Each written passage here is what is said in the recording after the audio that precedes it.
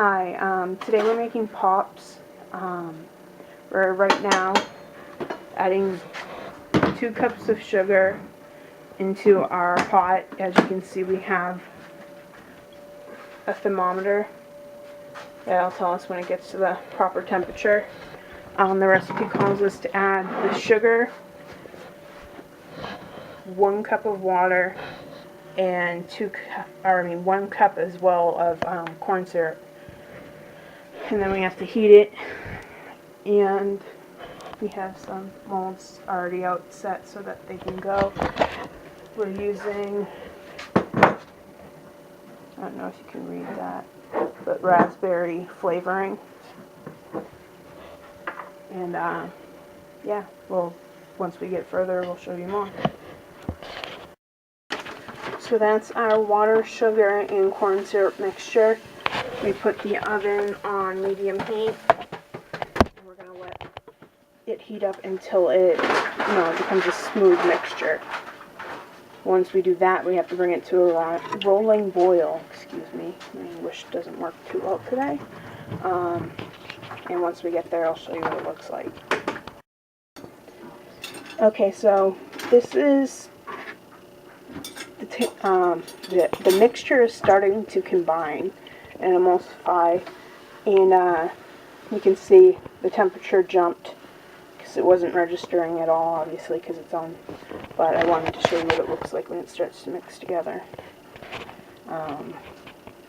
There's still places where it's not fully done, like you can see little lines. I'm not sure if the camera's going to pick it up though, but that means it's not completely there, so we're not going to bring it to a boil until a little bit later. Okay, so now we brought up the temperature, and as you can see, it's starting to thicken. This is at what they call a softball stage. Oh my god, I'm stuttering so much. But yeah, we still got to get that up to hit 300 before we can add anything else.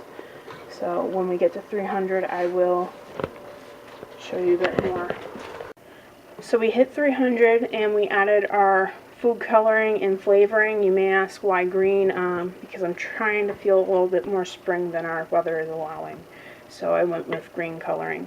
It's still going to taste like raspberry, but it's going to look like grass. We're going to pour it into the molds now. We also have a parchment paper on a cookie sheet because we don't have enough molds to put it all in molds. So we're going to daub a little bit of the mixture onto a cookie sheet to create pops that way.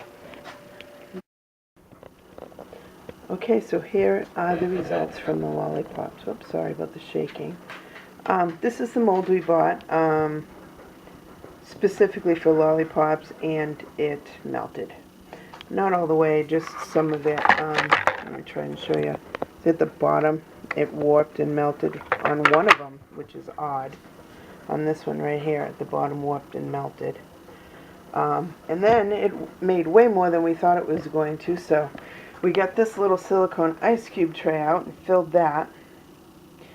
And then, trying to hurry, we made a bunch of them on the tray, and then we pulled out another ice cube mold, and as you can see, it didn't end up too well, because by then, after all the trying to grab stuff and make it right, this one, it was hardened, and we tried to get it out, and this is the mess it created, because I thought, little single hard candies instead of lollipops.